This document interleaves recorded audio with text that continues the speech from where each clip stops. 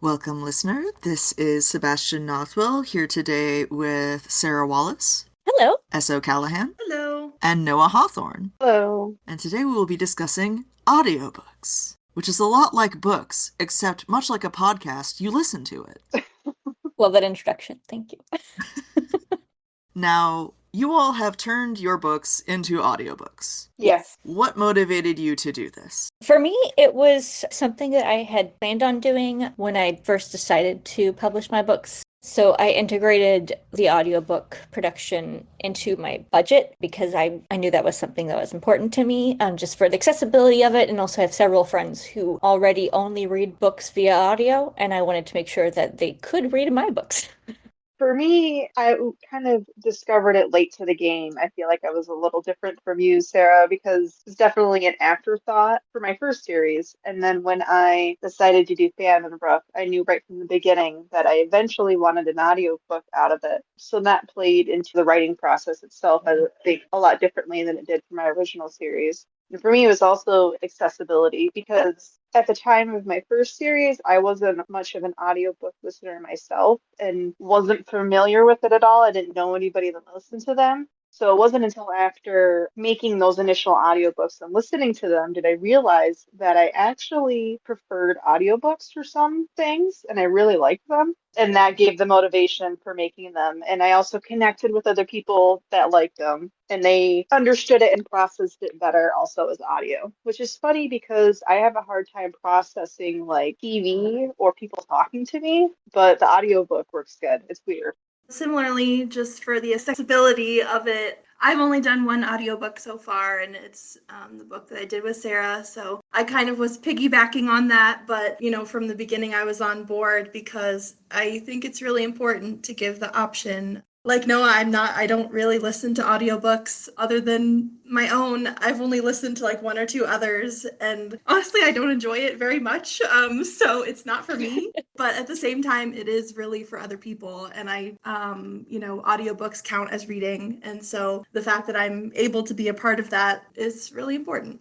Absolutely. I feel like it's becoming more of a thing now that people are aware of audiobooks for accessibility again, because as I understand it, audiobooks first kind of happened specifically for the blind and the vision impaired, Oh, interesting. That makes sense. and then kind of fell out of it and became more of a niche thing. And then now with the internet and streaming and so many audiobook apps to choose from, not just Audible, more on that later, but now people who are not necessarily vision impaired or dealing with dyslexia are getting into audiobooks just because they enjoy getting books that way better, or they can listen to it while they're driving or while they're folding laundry or washing dishes. So It is such a lifesaver for that.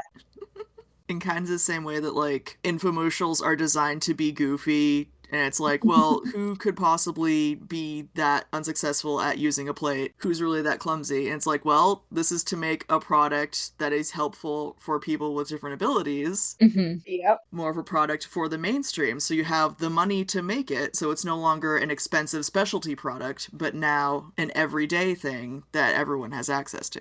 Sorry, that was a buck wild tangent. That was wonderful. I enjoyed it very much. Yeah, I know exactly what you're talking about because, like, honestly, I didn't really realize that about the infomercials until later on. And it's like, oh my gosh, a lot of these were initially geared for, a more niche population. And like you say, now everyone's using it. And that is very similar to audiobooks. And I think, too, when quote unquote books became cool again, that also extended to audiobooks. Mm-hmm. Absolutely. Now, what has surprised you all about audiobook creation? So I tend to hear, when I'm writing dialogue, for example, I typically kind of know what inflection I anticipate that line being read in, or the tone. So I think one of the things that surprises me the most is that you're paying an actor to act out your book. And so I think what surprised me the most typically the acting choices, not in a bad way, but like things that I don't expect. The things that kind of take me by surprise that are enjoyable little treats as I'm listening to the audiobook. What surprises me is that a book that I am intimately familiar with can still surprise me. It's someone else's perspective on it. Yes. Yeah, it's like how someone else sees it. And it's that immediate. I had that too. I was like, oh my gosh, I wrote that. It's like, to me, it's the closest you can get to the reading your book for the first time. I feel like that is the closest you can get to it. Yes, agreed. The biggest surprise for me was after we had already picked our narrator, and like Sarah and I had a call with him, and he, from the very beginning, just took this project to heart. Like, he was so excited. He was so looking forward to it. He was already talking about the characters like he knew them just as well as we did. Yes. And honestly, as soon as he hung up, I started crying. Because it just was, it's such a passion project to write a story and have these characters that mean so much to you. And so then, some other random person in the world to have such, so much excitement and also, just feel the same way that you do about your characters. It was really just special. And I was not expecting to be so emotional about it, because I'm not a super emotional person, but that really got me, just realizing, oh my goodness, someone is about to read my book and care about it so much that they want to act out the whole entire thing for like 14 hours. So it was really cool.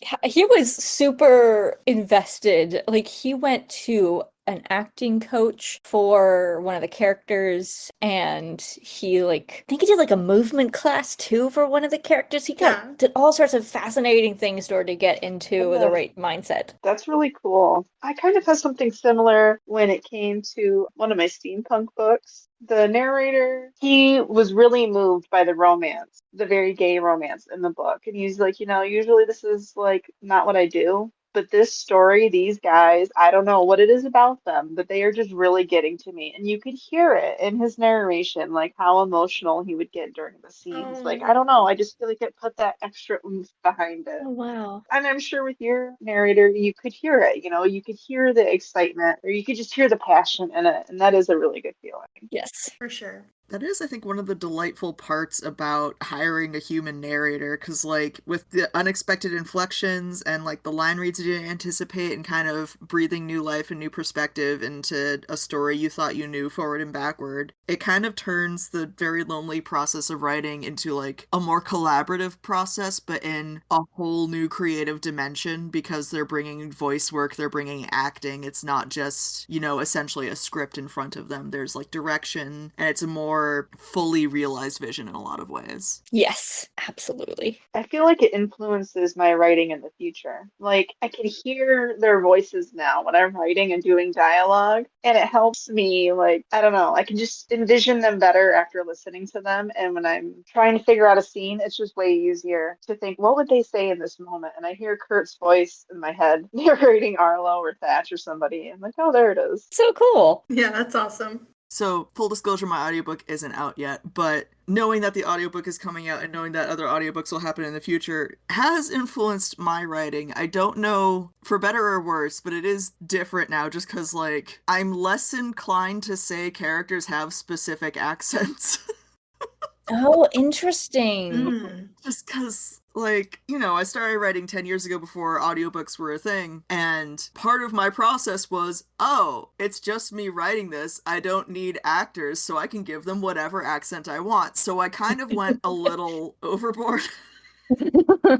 Now it has become a struggle to find someone who can do all of the accents. I have found my narrator for O King Holly King, Gary Furlong, who has been wonderful with accents and also with acting and also with enthusiasm, much like your own narrators. But I am going forward just being this character certainly had a voice, up to the reader's discretion. I had a funny kind of opposite situation where I hadn't given a character an accent, and then my narrator gave him one. And it was a delightful surprise because I hadn't been thinking in accents at all. And the character, I described him as having a melodic voice, I think was how I described it. And when I was listening to the audiobook, the narrator switches to a Welsh accent, and I'm melting into puddle on the floor because accents are dreamy.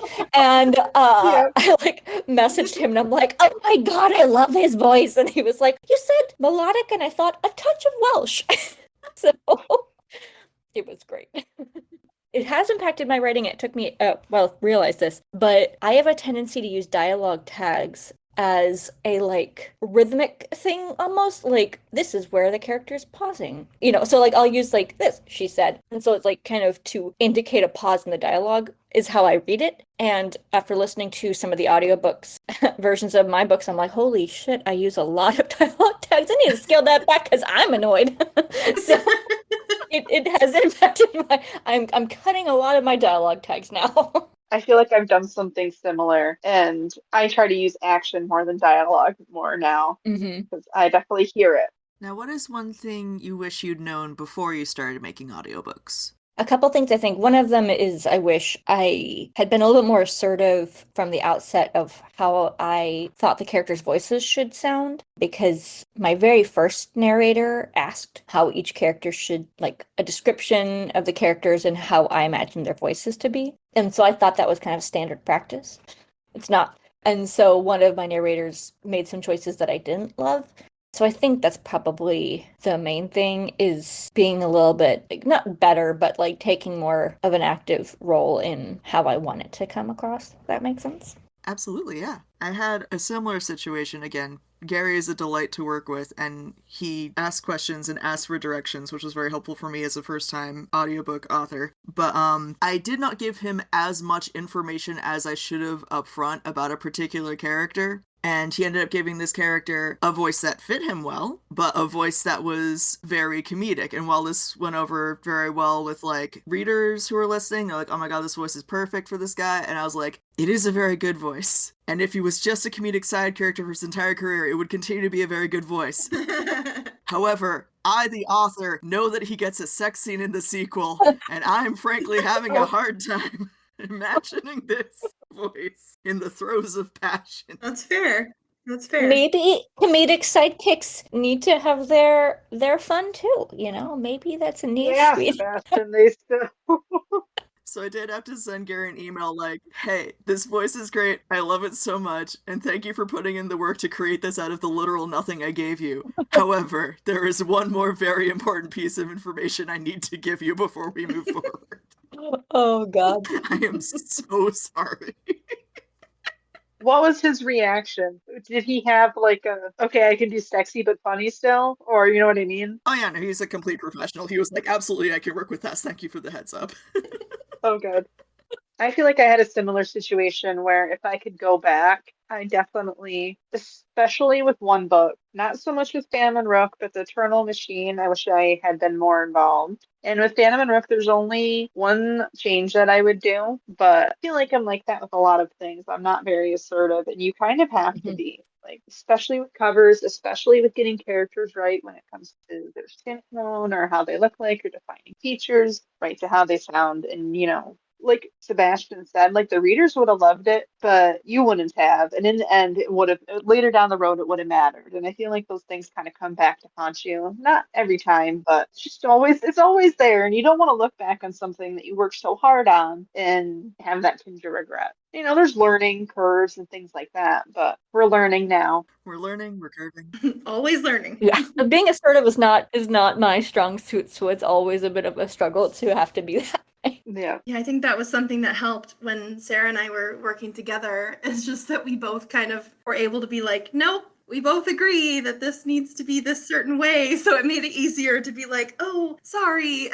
Yeah, I think that was similarly, I think that's probably the biggest, I went into this whole project with an open mind. So I was just like, whatever happens, happens. I don't have any expectations about it. But definitely that of just like going into it, knowing that, this is a product that we are wanting and paying for. So we need it to be a certain way. And, it's sometimes hard, but to ask for what we want. And so, there's several rounds of going back and forth and being like, no, I really need this line to be this way or to pronounce this word a certain way and stuff like that. But it's all part of the game, I guess. It is, yeah, because like you don't want to be like micromanaging them. Yes. But also like you do need to give them enough direction so they're not just like having to do all of the work of creating everything from nothing more than the words on the page. Because Frankly, that's a lot, especially when, they're creating 14 hours of content. Yeah. Yes. And that's after it's been edited and produced. I had a situation with one of my books. So I have a side character in my Metal and Men series, Lino Bowles, who I know that his backstory involved that he had like an Italian kind of parental figure who took him in. So that's where his name comes from. But he should have from the beginning, he probably should have something of a Cockney accent. And the narrators for the first two books gave him, I think the first narrator I let him choose. And so he chose to give Lino like a Cockney sort of accent. And the second narrator also went that route. And then the third narrator gave him an Italian accent, which was very cute. But I was like, oh man, that's going to be so distracting to any readers who have been reading all the audiobooks for Lino to suddenly have an Italian accent. So it's like the one problem with booking multiple narrators, which is what I did for Metal and Men. And I think that's probably something else I would add to one thing I wish I'd known is I wish I had kind of just picked one narrator for the full series. I like all my narrators, so I don't regret picking any of them, but the lack of consistency of character voices has been a bit of a challenge. So I was able to get Lino's voice out of Italy, but Lino, who suddenly became very proud of his heritage late in the game. randomly, he learned Italian. Yeah. We got that fixed, but it took a little bit. Took some courage on my part to be like, I'm sorry I did not tell you this at the beginning, but can you re-record every scene with Lino? Thank you. I think it is in that way kind of similar to, secret Sebastian Nothwell backstory. My background is in illustration before I became an author, but in that way I've found that, like, audiobook production is similar to being a professional illustrator, wherein, like, being told you have full creative control and the client just wants whatever is a nightmare. Because you have no direction, and while they're claiming to have no opinion, you know that no matter what you submit, they will suddenly realize what they actually wanted all along, and you will essentially have to redo everything. Oh no. Yep. I can imagine. Yep. It's just like, if you give us, like, actors you want the guy to look like, if you give us examples of furniture you want in the scene, if you say what time period, just something. Do you want a particular color scheme? Do you want a particular art style? Just, like, tell us what you need. But more on that in our hiring an illustrator episode. It does apply here, though. And I have found that, being assertive, all the details you can muster. And if you don't have details, do some research. Mm-hmm. Absolutely, yes. I kind of lucked out with my very first narrator because I met him on a Turner Classic Movies cruise. So we had this fun fact. So we had this common bond of love of old movies, which really helped a lot when it came to giving him direction at the outset, where he's like, any suggestions about Kirt? Whatever. And so I was able to kind of pull sort of sometimes very obscure actors and be like, this character is sort of along the lines of this sort of actor from this movie from 1942. And he'd like, got it. I understand. So yes, of course. yeah. I recently was talking to him about something else, and he was like, do you want something more Fred Astaire or more Bing Crosby? And I'm like, oh, see, we're talking the same language here. I love it. I also feel like even if he didn't have that particular, like, shared interest, those are all people he could Google and see clips of on YouTube to imitate. Yes. Right. Definitely. All accessible performances that he could study. Yes. Now, not to be gauche, but I would like to talk about audiobook funding. Because, hiring a creative professional to create 14 or 12, or in some cases 20 plus hours of final finished audio, which, spoiler alert, takes more than the number of hours you're listening to record and make it, is expensive. And it's not expensive because narrators are greedy. It's expensive because they are skilled professionals who need to make a living and who need to be paid what their skills are worth. Yeah. So, how have you all funded your audiobooks? My first series, I did the royalty share through ACX. That's through Audible, Amazon. And as an indie author with no money, it was a way for me to have my books turned into audiobooks. I'm very happy with all of them but one, and that was the one that I wasn't very involved in and didn't. That was when I connected with the narrator the least. But otherwise, it was all good. I really like the narrators. I was able to use two of the same ones over and over, and the fact that I didn't have to pay anything up front was really great. At the same time, they have not done the greatest. That might be because they're novellas. It's a niche series that nobody knows about. I don't think it's the narrators themselves, because I think it's amazing. So when you say they haven't done the greatest, you mean like sales haven't been as high as anticipated? Yeah, so that also in turn, I mean, the narrators aren't making as much too, you know what I mean? Yeah. That makes me not feel great. You know what I mean? Yeah, because they've already put in all of the work to do it, but their payment is dependent on the consumers who may not necessarily be valuing their work as they should. Right, we split the profits a certain amount, and Amazon is also the worst rate, I think, for how much they take out of royalties. So with Phantom and Rook, I knew right off that I wanted to do it without ACX. I wanted to pay for it myself. And it's a 13-hour audiobook finish. And like you say, it took many more hours behind the scenes to make it. And, you know, it was over 4 grand, which is standard. It was 250 per finished hour, something like that. And I was really nervous about it. I was really scared because that's a lot of money and I didn't know how I was going to do. But I had a really good narrator, Kirt Graves, who's like really well known. So he even brought his own listeners, which was really cool.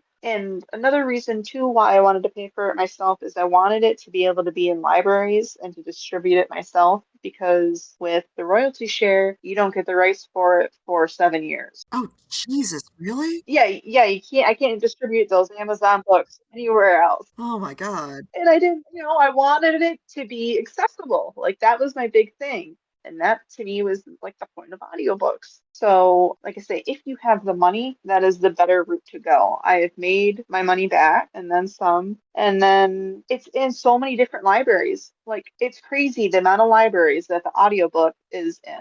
And I just think it's really cool. And that was my main goal to begin with. So I was definitely a lot happier with that experience as opposed to my initial ones. But I did what I had to do, you know, for my first series. And I was learning and making mistakes and whatever. And like I say, I enjoy the novellas. I enjoy listening to them and the second book. So yeah, that's my experience. My experience kind of harkens back to like when I was first thinking about publishing, and I was talking to my sister who is an indie musician, and I was getting her advice on whether or not self-publishing was the best route for me.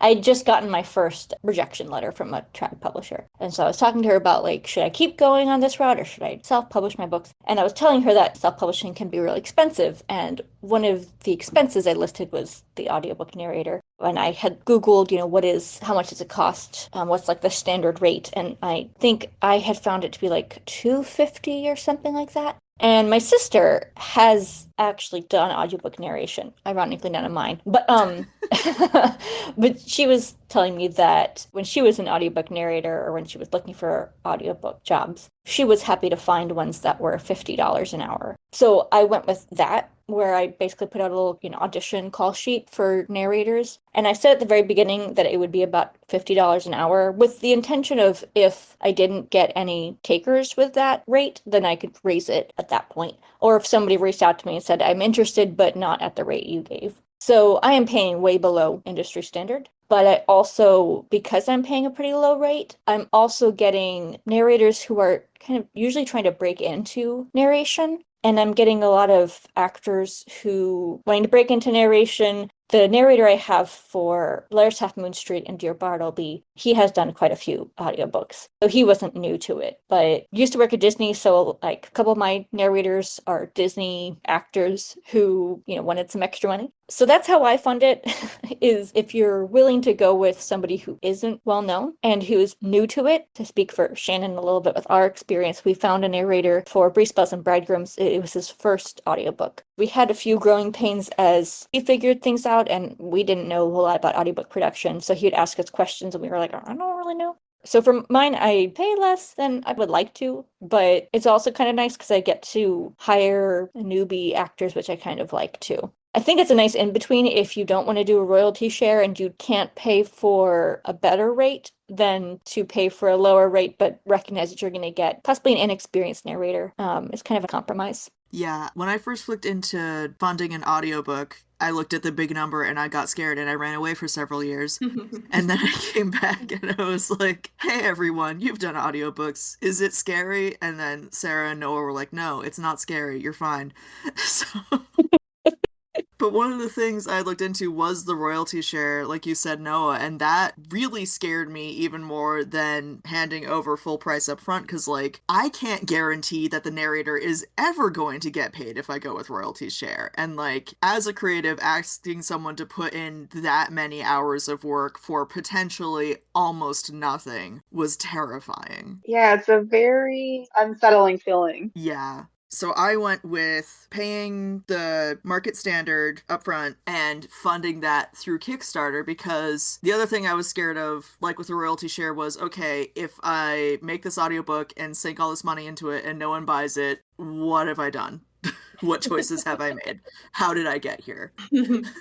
But Kickstarter allowed me to do kind of like a pre-order without having the audiobook necessarily ready the way I think most distributors would require to set up a pre-order. So I could get readers to kind of pitch in and make the audiobook possible and kind of proof of concept it for me. And that's how I was able to hire Gary. So cool. That was a smart way to do it. But I love that there are so many options. Like, it's, with indie publishing at all, there are many paths to follow, but I feel like there are several really fantastic options when it comes to audiobooks. And so, no matter what your budget is, no matter what your experience with it is, there is a way to get your audiobook out if you really want to. Yeah. And on the subject of like making your money back, because audiobooks, more than any other part of indie publishing, is more of a marathon than a sprint. And like, my first book came out in February of 2022, and I'm about 95% paid off of everything I invested into it, which is really good.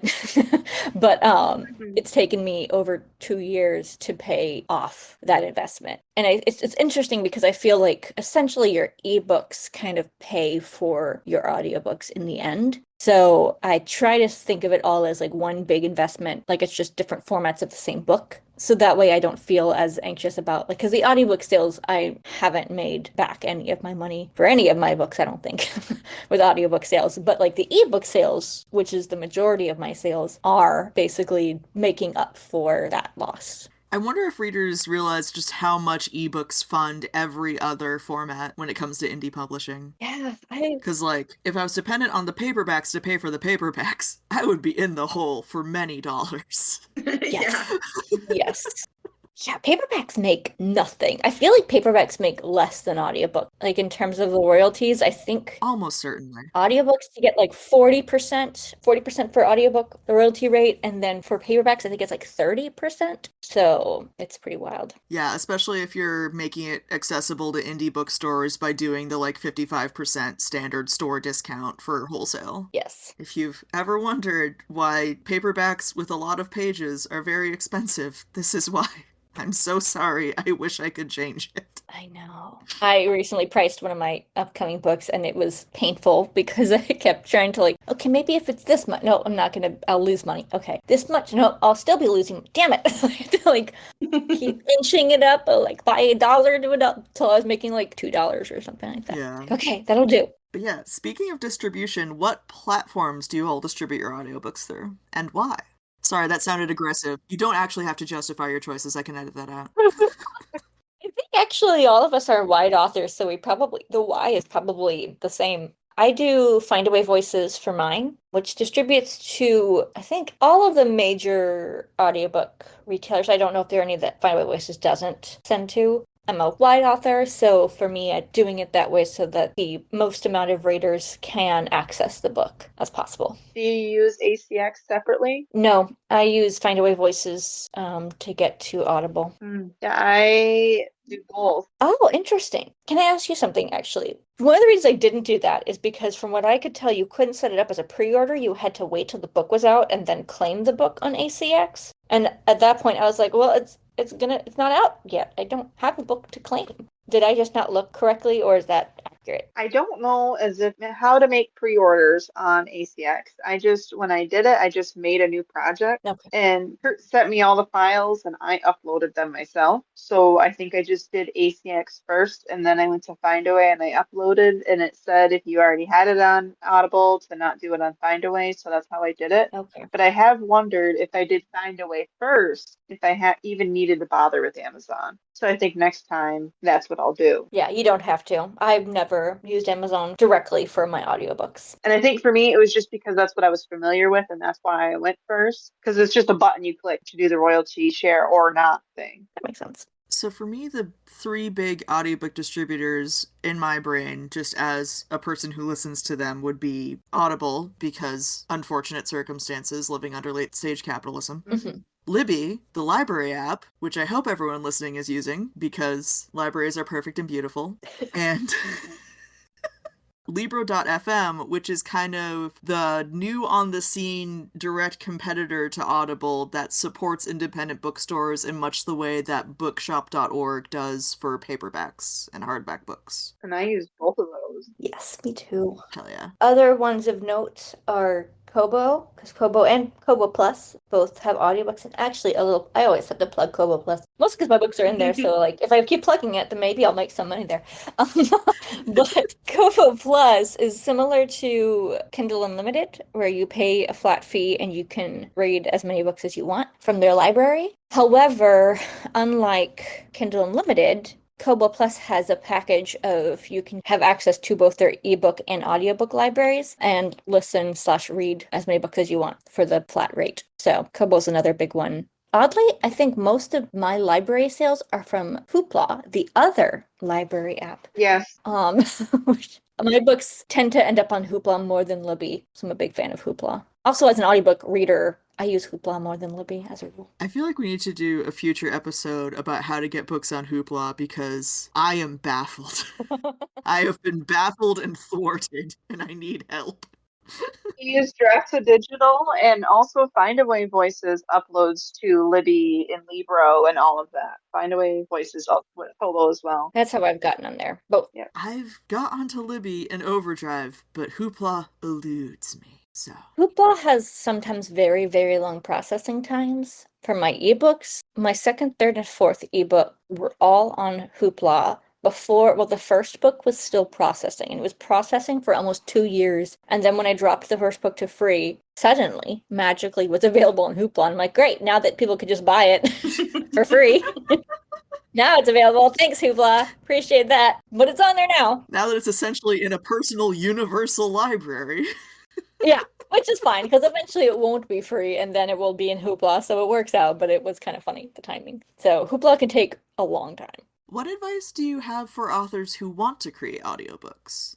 Listen to them. You know what? Good point. Did not think of that, but yeah, now that you say it,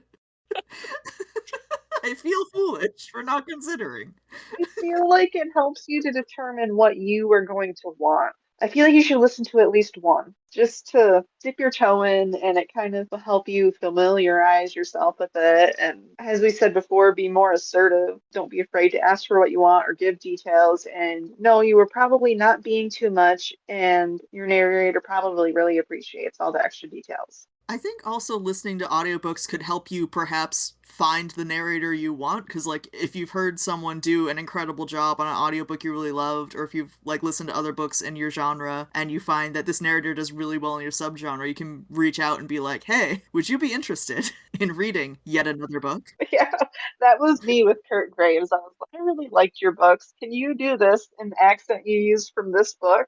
Like, yeah, I could do that. Oh, yeah, that's awesome. Yeah. Similar to Noah's, don't be afraid of being assertive. Don't be afraid to give details and direction, and communicate. Like most of the issues Shannon and I had were due to a lack of communication because we were still figuring out the communication style of our narrator. And towards the end, we did get there. Obviously, we have an audiobook out.